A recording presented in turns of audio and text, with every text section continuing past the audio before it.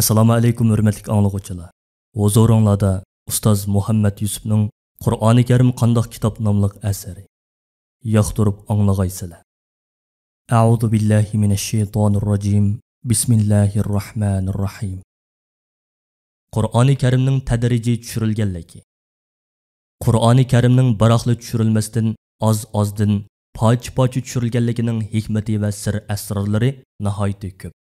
Allah Taala bularning ba'zisini ochiqlagan. Payg'ambar alayhisalomning ko'nglini tinchlantirish va irodasini kuchaytirish, uning qavmidan yetgan aziyatlarga tasalli berish, uni da'vat yo'lidagi jafo mushaqqatlarni savrchanlik bilan qabul qilishga undash, burunqi payg'ambarlarning beshiga kelgan qiyinchiliklarni hikoya qilib berish orqali kuchli bo'lishga tashabbus qilish, uningga Alloh Taolaning yordam qiladiganligi va eng chong nusrat ato qiladiganligiga va'da qilish orqali uning qalbini mustahkamlash. Bundan boshqa Qur'oni Karimning oz-ozdan tushishi payg'ambar alayhisalomning uni yodlab bilishi uchun o'ng'ayliq edi.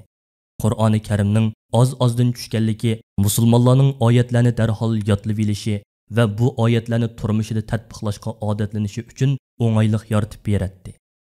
Musulmonlar o'rtasida yuz berib turadigan ishlar haqida Alloh taolaning belgilamalarini bayon qilib berish, payg'ambar alayhisalomdan so'ralgan savollarga javob berish qatorliqlarning hammasi Qur'oni Karimning tadrijiy tushishini taqozo qiladi.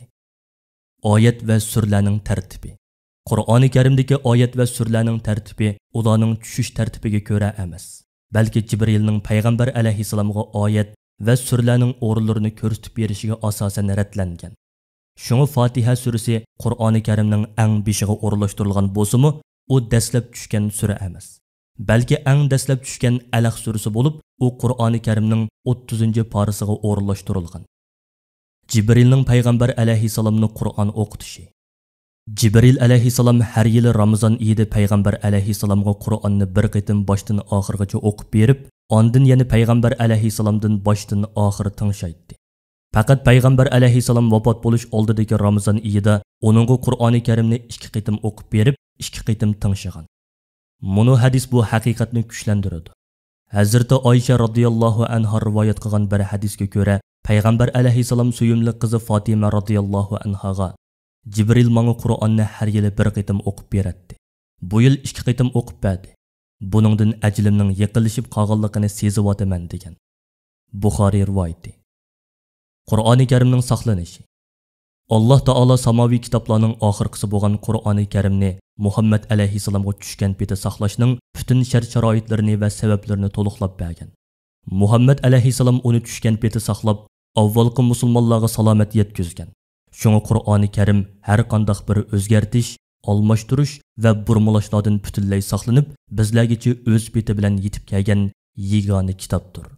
Payg'ambar alayhisalom bilan sahobalarning Qur'oni Karimni tushgan peti saqlash ishidagi ho'sharligi va chekiga yetgan ehtiyotchanligi dunyo tarixida misli ko'rilmagan bir ahvol.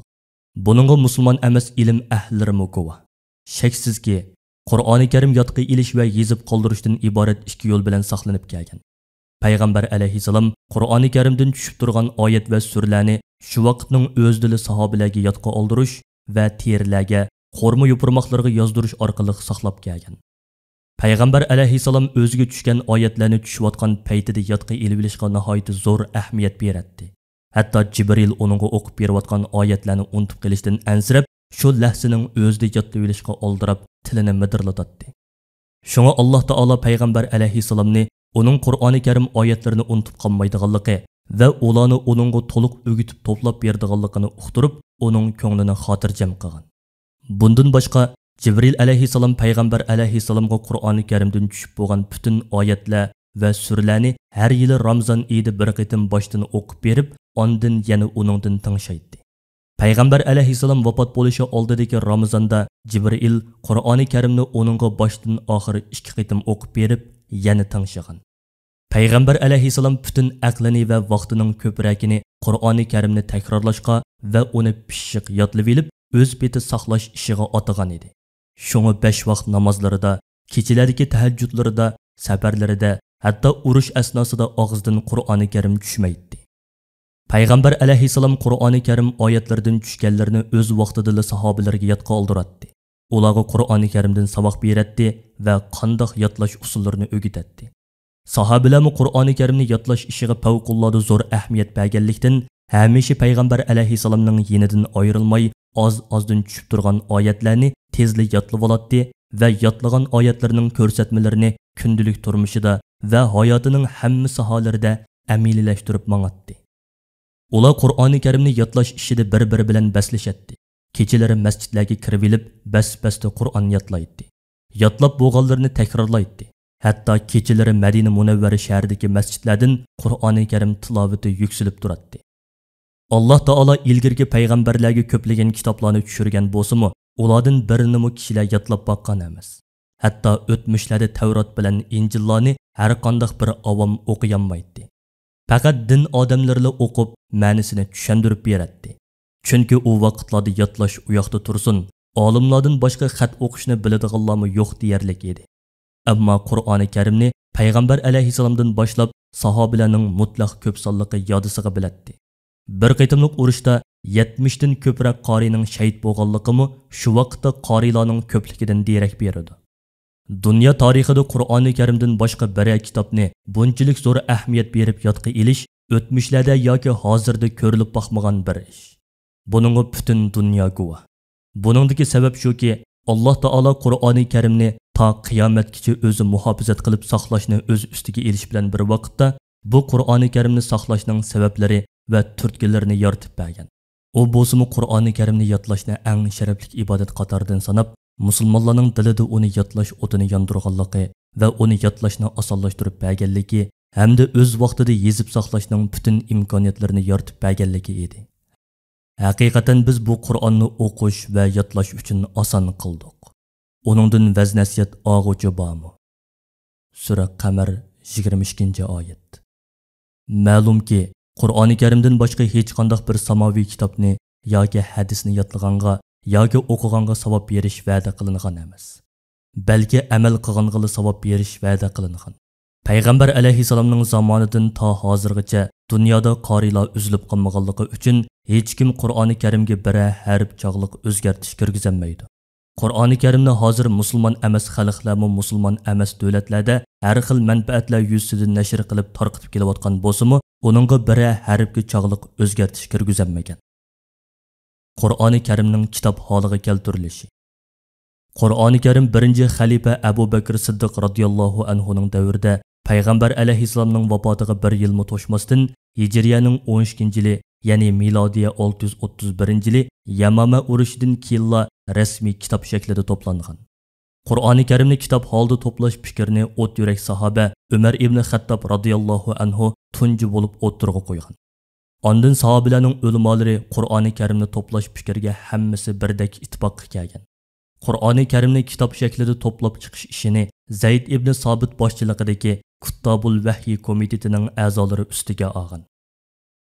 Kuttobul Vahyi komiteti Zayd ibn Sobit radhiyallohu anhu payg'ambar alayhissalomning maxsus kotibi va Kuttobul Vahyi komitetining raisi bo'lib, qorilarning eng sarxili, favqulodda ziyrak, ho'shyor va asti tutish qobiliyati alohida yuqori kishi edi. Shu sababdan avval payg'ambar alayhissalom, keyin xalifalar uni o'zlari uchun maxsus kotib qilib ishlatgan. Zayd ibn Sobit Jibril payg'ambar alayhissalomga Qur'oni Karimni eng oxirgi qitim boshdan oxir o'qib berib, yana uningdan tingshiganda payg'ambar alayhissalomning yonida hozir bo'lish sharafiga noil bo'lgan. Ishonchlikligi, ehtiyotkorligi va taqvoligi bilan payg'ambar alayhissalomni qoyil qilgan sahobalarning biri edi.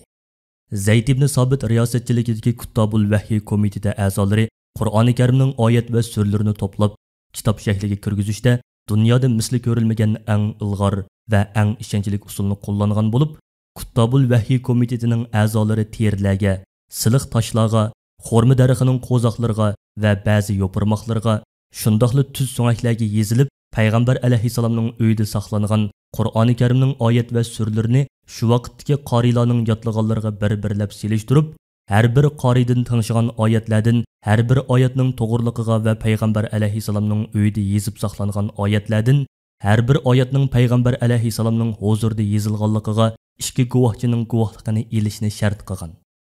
Ular har bir oyat ustida alohida to'xtalib, uning payg'ambar alayhissalomning huzurida uning deb berishi bilan yezilganligiga eng oz ikki guvohchini qasam qildiradi. Ondan shu oyatning o'zini qorilardan tinglab ko'ratdi. Qorilarning o'qig'ini bilan yezilib saqlangani aynan chiqsa, ondan uni rasmiy Qur'oni Karim qatoridan sanab xotirlab mang'atdi. Shunda qilib ular Qur'oni Karimning oyat va surlarini payg'ambar alayhissalom o'z vaqtida ratlab qo'ygan tartib bo'yicha intayin ehtiyotchanlik bilan tizib chiqib, Qur'oni Karimni hozirgi kitob holiga keltirgan. Qur'oni Karim Alloh taolaning so'zi. Uni Alloh taoladan tushgan va payg'ambar alayhissalomdan topshirib olgan peti musulmonlarga yetkazish vazifasi ham sharaflik, ham xatarlik cho'ng bir vazifa edi. Qur'oni Karimni to'plagan Kutabul Vahiy komitetining a'zolari buni nihoyat yaxshi biladi. Ular bu ishda qilchi sahvallik o'tkazishning Alloh taologa va Muhammad alayhissalomga qilingan kechirilmas cho'ng xiyonat hisoblanadiganligini, navoda qilchilik savallik o'tilsa, o'zlarining xuddi ilgirgi Yahudi, Xristian olimlarga o'xshash o'zlarining ilohiy kitoblarini o'zgartib etib, ta qiyomatgacha Allohning va xalqning oldini nanatgarda bo'lib qolish xavfini albatta his qiladi va yaxshi biladi. Kutabul Vahiy komitetining a'zolari payg'ambar alayhissalomning vaqtida vahiylarni yezib qoldirishga va keyinchi Qur'oni Karim oyatlarini to'plashga belgilangan Kutabul Vahiy komitetining a'zolari sahobalarning eng mukammal qoriylaridan tanlab chiqarilgan eng taqvodor, eng olim, eng ho'shyor va chekiga yetgan ehtiyotchan shaxslardan tashkillangan guruh edi. Qur'oni Karimning butun oyatlarini jamlab, ularni kitob holiga keltirish ishi uchun sox 1 yil vaqt ketgan. Sahobalarning mutlaq ko'p sonligi Qur'oni Karimni yodisiga biladi. Shunga ular o'z vaqtida Qur'oni Karimni kitob shaklida to'plab o'qishga zo'r ehtiyojliq emas edi. Chunki eg'izdan eg'izga yetkilib yurgan Qur'oni Karim oyatlari hatto uni yodqa olmagan sahobalar uchun tanishliq edi. Payg'ambar alayhissalom vafot bo'lgan yili islom dinini yo'q qilish plani bilan o'ttirga chiqqan murtadlar, ya'ni islomdan yinib olgan arab qabilalari bilan bo'lgan tarixda Yamama urushi deb atalgan urushda sahobalardan ko'p kishining shahid bo'lganligi, hatto qorilardan bu bir qitimliq urushda 70 dan ko'proq kishining shahid bo'lganligi sababli musulmonlar Qur'oni Karimni yodlagan qorilar tugab ketsa, uning ba'zi oyatlarining qalblardan o'chirilib ketish xavfini his qilgan. Shunda qilib sahobalar qorilarning tugab ketishi bilan Qur'oni Karimning qalblardan ko'tarilib ketishidan ansirab, payg'ambar alayhissalom o'zi ratlab qo'ygan oyat va suralarni shu tartibi bo'yicha kitob holiga keltirib to'plash qaroriga kelgan.